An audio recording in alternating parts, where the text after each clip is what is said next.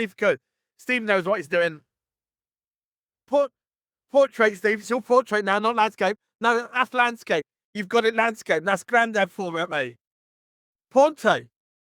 Everyone knows that. So you respond. If you don't like it, we'll delete it. Okay. Yeah, so we'll just go. Right. You're running, Steve. I'm Tolpuddle Tom, here at the Tolpuddle Martyrs Festival with the legend that is Mark Thomas. And Mark, I particularly love what you said about farage. Farage being the stuff at the bottom of your bin. While we were getting ready for this festival, we actually literally, as you said it, came across quite a bit of farage at the bottom of the bin. Well, farage at the bottom of the bin, farage anywhere is, but at the bottom of the bin, it's probably where it deserves to be. Fabulous. But I mean, obviously, you made us all laugh, but a lot of your work is very serious. And I understand, you know, you walked the wall, yeah, in the West Bank. I mean, I did do that. It was quite moving. And we'll walk the entire length of the Israeli wall in the West Bank, and it took 3 months or to do, and it was worse than I thought it would be, and where it is now is worse than it was. I think I often get into rows when people bounce after shows that thing come up and say, you've got to give, you know, a balanced sign. I'm like, no, I've got no problem. If you're balanced, you know, but you write is VDC, right? You won't even acknowledge genocide. You get people who won't even acknowledge the genocide as a person. You get people who are just like, well, you know, on the 7th of that. It was horrible. It was horrible. It was absolutely horrible. And every human life that is lost is equally matters to the people who are not. But this is an apartheid stuff. I have no problem describing it as Spartan state. I went to a military court in the West Bank. The West Bank military court.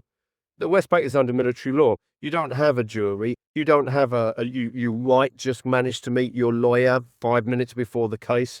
There is no appeal system. There is a military, one person, like a deadlock court, where you can be just found guilty like that. The laws the Palestinians face are totally different laws from the ones Israelis face. When you have different laws for different races, that's called apartheid. That is apartheid. And that's before this genocide. You know, and I think the thing is, I remember talking to an Israeli lawyer, and I said, I don't want to call it apartheid. And he said, if it walks like a duck and it talks like a duck, it's a duck. This is apartheid. Bang on. But I understand, Mark, that's not the only wall you're interested in, because we've got a wall near here. One wall owned by Richard Drack. Don't you have a certain interest in? Oh, mate, I read about it. You know his family are a bunch of slave-owning buckers, right? And you know that they've still got land out there, if I'm correct. That's right, they own the... And actually, you know, reparations are due. Reparations are due. I mean, from all sorts of people. But I think one of the things that we did do, I mean, we have claims part of the wall. Look, if you're watching and you're in a vehicle that's, you know, particularly heavy, and you do hit a wall, remember to take the bricks with you. Right? Take them and find a UG.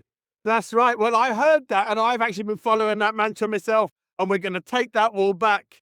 Mate, I mean, the wall was put up with the money. I mean, it came at the wall. That wall was put up shortly after that family received their money from the slave trade, from the abolition of slavery. What happened was slave owners were recompensed. Slave owners were recompensed. And we were paying that. We were paying that up until when? Recently. Yeah, it was up until about 15 years ago, something like that. So, you know, and because that becomes part of the national debt. So, I mean, really, you look around and just think, this is a remarkable world. You look how fucking beautiful this is. You know, it's a beautiful world, and sometimes we forget it. We forget that it's such a beautiful world because there's so much shit and greed fuckers that, you know, want to take ownership of it and control of it. And our job is to make sure they don't. And have a laugh at the same time at their expense. Thank you very much. I'll go with that. You're lovely, Tom. Thank you. Cheers, Mark. Beautiful.